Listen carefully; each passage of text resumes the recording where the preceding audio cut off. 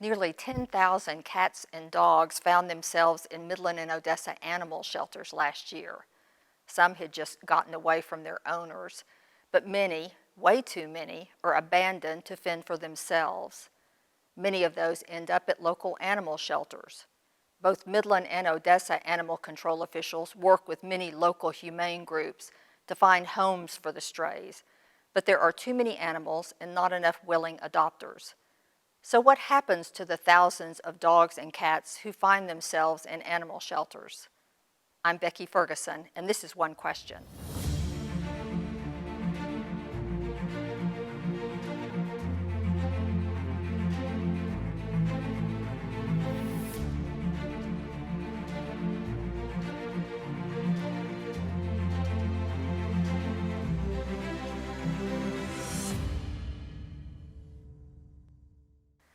What happens to the thousands of dogs and cats who find themselves in animal shelters?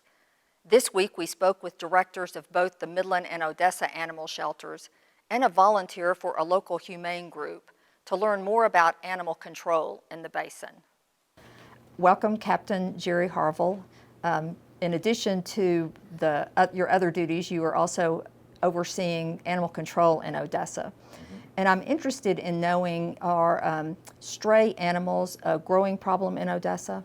It's mainly a problem of animal owners or people get animals or they leave the area, like say if you have an oil boom and then they leave and they just leave the animals.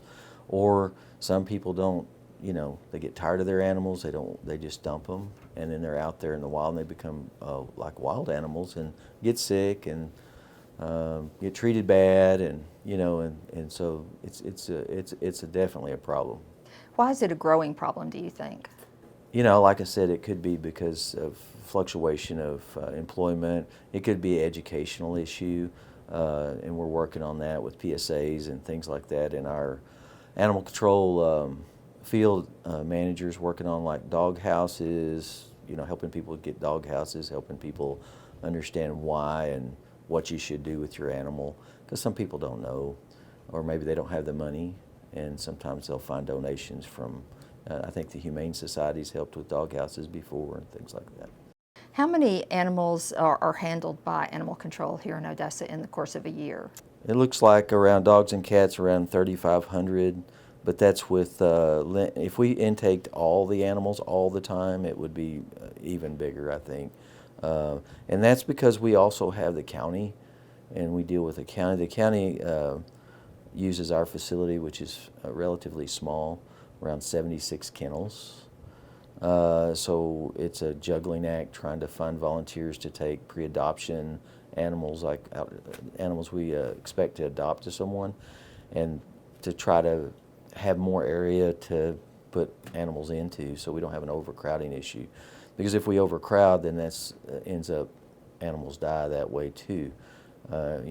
People don't want you to ever euthanize, but if you stuff your shelter also, what will happen is it can only hold so much. And if you put too many in there, especially when you're bringing animals, you can't from the outside that you're trying to isolate a little bit. And I don't know if you know, but distemper can shed up to 6 weeks. That means we can bring in a dog that looks completely healthy and it already have distemper. And no amount of vaccines that we give them or anything's going to change that. So you bring them in, you think they're going to be good, and then you bring them over to get adopted, and we can't keep them 6 weeks, and somebody adopts them. Sometimes that happens, or it infects the shelter because maybe they're at the whatever. It's not always 6 weeks, but up to 6 weeks. So we can test everything and not know, and have until it's too late. And that's where we have some of these problems in the shelter, where we'll bring them from outside, we'll have them there, they look healthy, and then they're not. So y'all handle, in the course of a year, like 3,500 animals. How many of those are y'all able to adopt out? Right now we're around 65% of saving animals' lives, and that includes return to owner or whatever. That's not where we want to be. The chief's policy right now is save as many as we can save. That's his directive to me. And so we're trying to bring other ideas into the mix. We've got Best Friends Animal Society that we're working with. I don't know if they're going to embed, but they are still working with us about ways to save animals, to do, I think, PSAs, they have lots of, it'll speed us up in our process of learning is what we're trying to do, because they've done it for shelters all over Texas, and I say all over, several places in Texas and all over the country. How does the adoption program work in Odessa? They go up there and they can look at the animals, and if they find one they like, we'll show them around. We'll tell them about them. We try to educate them now, better than the old days, where maybe what size yard do you have? Are you you do really want a big dog? Maybe you want a smaller dog, or maybe a big dog's good for you. I don't know, but we look at that. We look at do they realize how much they're going to have to pay attention to the animal, things like that, to hopefully they don't get adopted to somebody that's going to end up just releasing the dog, or bringing it back to the shelter, and then you're like, well, what do we do with the dog now? And so then we have to try to figure it all out again. What should citizens do to help with animal control in Odessa? Well, the biggest thing is please don't dump your animals. If if somebody's doing that, is just out in the county. It's not good for the animal. You think, well, it's better than taking them to shelter where they might euthanize them. So they take them out in the county and they dump them. Well, then they live a wild, pretty rough life out there in the cold, heat, coyotes, and whatever you want to out there, getting sick. Distemper's an ugly disease. It mimics rabies. It looks a lot like rabies if it goes far enough. You don't want to put an animal in those sorts of situations, and that's what you're doing, and especially if the animal has been a pet. If I put my dog out in the wild, he would have fun for a while, but he really wouldn't know how to protect himself, and then when he would hurt his feelings, I think, in a way, because I know when I get mad at him and get onto him, he seems incensed about it. So if you were to come at him, I'm afraid he might get upset or angry. He might even bite you. I don't know. So you're really putting the dog or the cat into a very bad environment because they're domesticated. They're not supposed to be out there. Well, I understand y'all are about to get a new animal shelter. Yes, Can you tell us a little bit about that and why you needed one? Well, the old shelter is old and it doesn't have good ventilation. It has evaporative cooling. So when you wash kennels down, you're getting more and more of that. You've got hard water deposit on everything, so disease can get into the hard water deposits, and it's hard to get out. You can clean, and it is what it is. Now it's very clean, but it's not. It wasn't developed for that. It was developed to. We had a bad rabies issues in the past, and it was designed, I believe, by vets, if I remember correctly, when I was out there last time. And it was made to get strays. If people don't pick them up, put them down, and move on. That's what it was, and that was to stop the epidemic of rabies and things that could really hurt people. And so that old shelter's been transformed about 10 years ago into, we're trying to save the lives of the animals, and then we're looking at it in a different way because the world has changed, and that's what and plus it's the right thing to do. And so we're changing, but the shelter's still the shelter. It has drainage issues. It has all sorts of. Tell us about the new shelter. What will be different?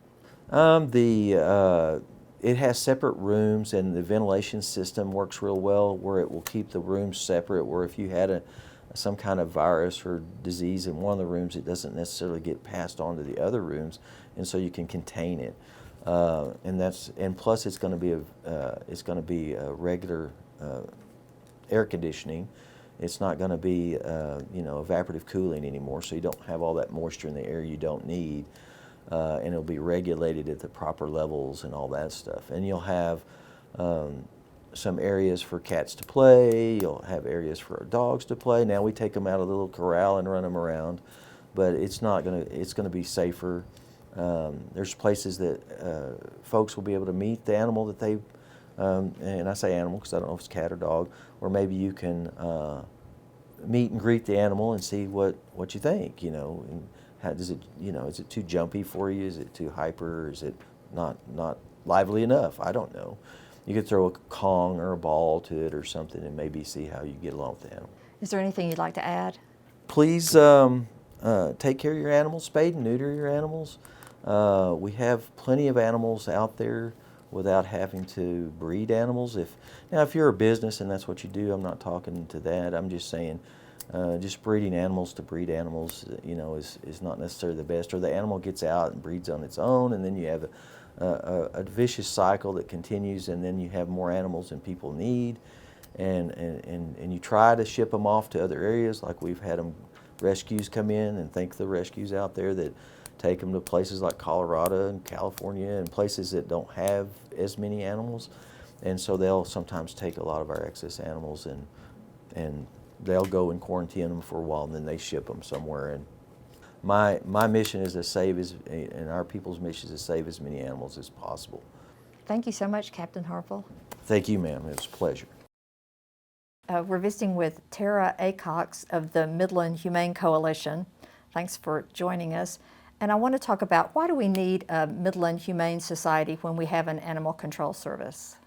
Well, animal control has kind of a dual purpose. So in addition to taking in strays that people don't want, they also have to control the population of pest animals. So they're not solely focused on what Midland Humane Coalition would be focused on, which is finding homes for adoptable animals. And how do y'all go about that?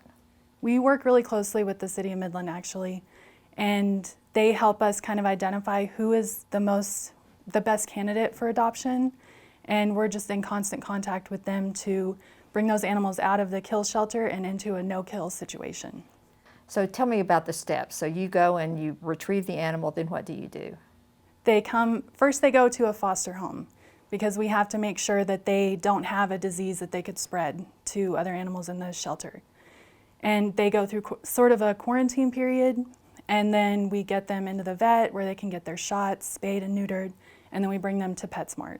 That's just kind of where they live as a temporary home, and we spend a lot of time working with the local stations, the local newspaper. The best place to start would be our Facebook page or our website, because we keep biographies of all the animals, and then you can see pictures and kind of find out about their personality.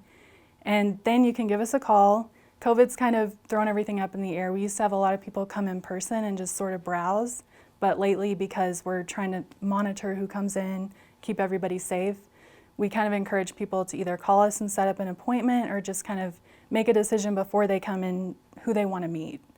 And when you say come to us, you all have an arrangement with PetSmart. Yes, it's a really unique arrangement. I don't know if we're still the only one in the country, but that was something that our founders worked very hard to establish, because that kind of gives us an edge over some other rescues. Not that we're in competition, but it was a drawback of the rescues here, is finding a facility where people can come in person. So we have that advantage of being inside PetSmart, and it also helps us help other rescues in the area, because we do work in tandem with them. Tell me a little bit about the founding of the organization and why it was founded. So back in 2010, our founder, Susie Hitchcock Hall, she worked with Luann Morgan and Paul O'Neill. They all just saw this huge need in our community. They saw rescues operating and not working together, and they saw the shortcomings of a city facility and saw that they could step in and do something differently. So through Susie's research, that's kind of how she found out about these opportunities to work with PetSmart. And PetSmart is a nationally known brand, so that really helps us out, because at the time, we're the only pet store you could go to that is a national chain in Midland. So getting us in those doors where there's a lot of foot traffic, people can come in and actually see these pets that are in need of adoption, rather than a pet store where you really don't know where those animals come from. These are animals that we know are from Midland, who are homeless, who are friendly, who are very good candidates for adopting, and just being in PetSmart really helped up the visibility of the animals in need in Midland. So what is the goal of your organization? Our goal is to find homes for healthy adoptable pets, and hopefully end euthanasia in Midland. How are you coming on that? We're doing our best. We've actually done a great job since our founding of finding homes for over 6,000 adoptable pets, and over 9,000 in conjunction with other rescues in Midland. Wow. Do you feel like y'all have reduced the need for euthanasia? Absolutely. The year of our founding, 4,000 animals were euthanized in Midland. So those numbers have definitely been affected just by having us in existence. Is there anything you'd like to add? Adopt, don't shop. And spay and neuter your pets. Always spay and neuter. It's so important to control the unwanted pet population. No unwanted pet would exist without a person who didn't do the responsible thing. Are there other pet owner responsibilities you'd like to talk about? Yes, definitely always get your pets vaccinated. That is so important, and that's why we see such a problem in Midland and Odessa is people not vaccinating. And distemper and parvo especially are treatable, but they're very expensive, and the animal goes through such suffering if they're not vaccinated against those totally preventable diseases. Are there problems with animal control that are unique to Midland and Odessa? There are states that have a shortage of adoptable animals, and we actually work with rescues out of state to get some of our unwanted pets into the homes of people who do want them. So I do think that there is a stark difference between maybe West Texas in general and other states and how they handle unwanted pets or how they handle companion pets in general. Just responsibility, and I think also it might have to do with housing in Midland and Odessa. Just the cost for so many years was so high, and that allowed places that rent to people to be more selective and maybe stricter about what pets are allowed, and that might contribute to why we see so many pit bulls. So, unwanted pit bulls we can't home. Because they're released? Because they're not allowed in a lot of apartments. Yeah, and landlords are fully within their rights to not allow certain breeds. Yes, we've actually adopted more cats than ever over this past year. Usually we have a real problem finding homes for cats, and we are easily able to rehome dogs. But this last year it's sort of flipped. And why is that? You know, I'd be guessing if I said, but maybe people being home more, you know, or feeling lonely. If you work remotely and you don't get to see your coworkers every day, that would be my guess. You want someone there to keep you company. It seems kind of to go hand in hand, I think. That's a good guess. I'm visiting with Leah Lewis, who is the Animal Services Manager for the City of Midland, and we're talking today about animal control issues in the City of Midland. And I'm curious, how many animals does the city handle, if that's the right word, in the period of, let's say, a month? If you take the yearly average for 2018, 2019, and 2020, it's approximately 6,500 animals a year. And are those animals that you all pick up, or are these animals that folks bring to you? Both. They're either impounded in the field or they're brought in over the counter. What changes, if any, will occur because of the new facility that you all are moving into? The new facility is a wonderful foundation for so many opportunities. This current facility was designed to be a temporary holding facility, where the new facility is going to be an adoption facility. We have all the key components to help minimize sickness and disease: the HVAC system, the flooring, the drains. They have indoor, outdoor access for the dogs.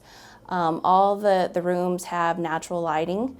And we have get-to-know courtyards, meet and greet rooms. It's amazing. It's going to be a world A of lot to look difference. forward to. So meet and greet and get to know you rooms, this is for the adopted dog and the potential person adopting the dog? Yes, ma'am. It's for potential adopters. They can have the opportunity to interact with an animal of their choice, or if they'd like, they can also bring in maybe a dog of their own that they already have, and then do a meet and greet to see how they get along with a new animal. What are the issues facing animal control in Midland? I think Midland is unique in the sense we have a lot of transient workforce. So a lot of people come to the area for work and they're looking for companionship, so they adopt an animal or rescue an animal, and then once their work is complete and they have to return back home, that animal often gets abandoned or returned back to a shelter or rescue. Are there more or fewer stray animals or feral cats now than there have been in past years? It's really hard to say because 2020 was such a challenging year with the pandemic. In 2019, we impounded over 7,000 animals, and in 2020 it was over 5,000. So just based off of those numbers, you would think there's a decrease. However, when you consider we were closed to the public for an extended period of time and then by appointment only, I don't think that's an accurate reflection of where the numbers truly are. Tell me what's involved in adopting an animal. Do people come here, or do they go to PetSmart, or how does that work? Both. We adopt out here at the facility, and then they can also adopt out at PetSmart, and then there's a lot of local rescues that offer adoptions as well. In my neighborhood, there are lots and lots of cats that don't appear to have owners, and that doesn't seem to be something that I had observed in the past. Do we have a growing feral cat population? We do have a feral cat population in the area, and there are options available for in the event you observe feral cats in your community. There is a pilot program through the Midland Cat Wranglers, and you can utilize traps through them and then go through the TNR program. Or if you're interested in having those cats removed from the area, Animal Services will provide you with a live animal trap, and then once the animal is confined, we'll bring it here to the facility. What is TNR? Trap, neuter, release, or return. Trap, neuter, return. So spell that out a little bit. So trap, neuter, return, or release is when you set a live animal trap, and then that animal is trapped.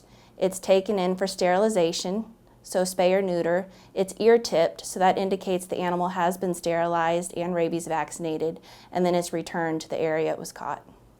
Does the animal shelter provide spaying and neutering services?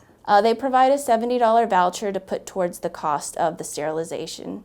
So for owned animals, the requirement is you have to provide proof of rabies and city license prior to the voucher being issued. And then once the voucher is issued, you have a 2-week window to get that done at the vet of your choice. For the TNR program, we'd provide a $70 voucher, and the rabies vaccination requirement in advance has been waived just because it is sometimes challenging to catch a feral cat more than once. So that can be done at the time of sterilization. Let's talk about responsible pet ownership. What would you like to share with folks? It's important that when you take in an animal or adopt it, you understand that it's a lifelong commitment. There's going to be unexpected expenses, moves, and other things that come along with it. And it's important that you make a decision to keep that animal for the full duration. Also, responsible pet ownership, there's so much that entails. It's, keeping that animal up to date on vaccinations, there's preventative care, there's the unexpected vet visits, sickness, wellness visits. It's keeping that animal confined, it's making sure it's well socialized. There's just a lot that goes into being a responsible pet owner. Do you all work with other organizations here in Midland related to pets? Yes, ma'am. We have a placement partner program, so we work with local rescues, out-of-state rescues. We work with various organizations, and we want to continue to build that avenue and work with as many as we possibly can. Midland is not a no-kill facility, is that right? Is that something that we're working toward? We are an open intake facility, so what that means is we accept any animal from our jurisdiction, regardless of age, temperament, health. We accept every animal that crosses our doorstep. So it is something that, yes, we strive to euthanize as few animals as possible, but in order to achieve a no-kill status, we really need the community's support and help with responsible pet ownership. How does folks go about adopting an animal? We're currently open to the public, so if anyone's interested, they're welcome to come in during business hours, do a walkthrough. If there's an animal that they're interested in, they can visit with it on the adoption pad, and if they feel it's a good fit for their family, then we'll move forward with the adoption. Are folks more interested in adopting puppies and kittens or mature dogs and cats? Usually the puppies and kittens are first to be adopted out. We do have families from time to time looking for that middle-aged or older animal because I know typically those are a little bit harder to place. But usually kittens and puppies are the first to go. Approximately 35% of dogs and cats were put down in Midland and Odessa last year. That's significantly better than in years past because of diligent efforts on the parts of both animal control officials and volunteers to control the animal population and to promote adoption. That's distressing to consider, but local shelters are committed to reducing the numbers. How? Through aggressively promoting adoption with the help of a number of rescue groups and dozens of volunteers who foster pets, promote adoption on television and social media, and in Midland through an arrangement with PetSmart. Both cities are stepping up their efforts to save animals. Both are building or in the process of building new animal control facilities, which will accommodate more animals and provide a greater atmosphere for potential pet owners to visit and get to know before adoption. But both cities and their humane groups plead for help from citizens. It is worth repeating their pleas. Their message: adopt, vaccinate, spay, and neuter. Those actions will save animals' lives. We each have a part to play. Check show notes at OneQuestion at basinpbs.org for more information and resources. Our painting today is by Fred Troller, a Swiss-American who lived from 1930 to 2002. He helped popularize a minimalist typographic style known as Swiss New Typography in the United States in the 1960s. This style was in contrast to the decorative and ornamental graphic design trends at the time. The Swiss aesthetic was influenced by the Bauhaus school of the 1920s and focused on stark, bold typefaces in primary colors. Troller was born in Zurich in 1930. In addition to painting, he worked in movie production, graphic design, and commercial art.